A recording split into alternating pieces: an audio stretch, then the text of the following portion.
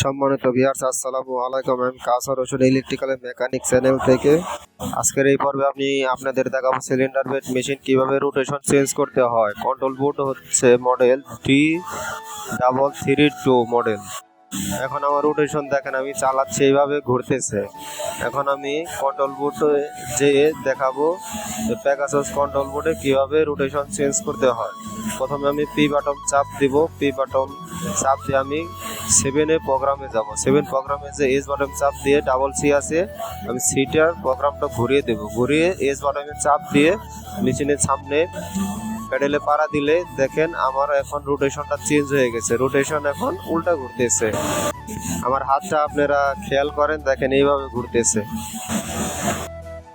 Pegasus অনেক control board আছে, এই বোর্ডে এইভাবে 7 প্রোগ্রামে যে চেঞ্জ করতে হয়। এখন আমি আবারও যে রোটেশনটা চেঞ্জ করে দেব।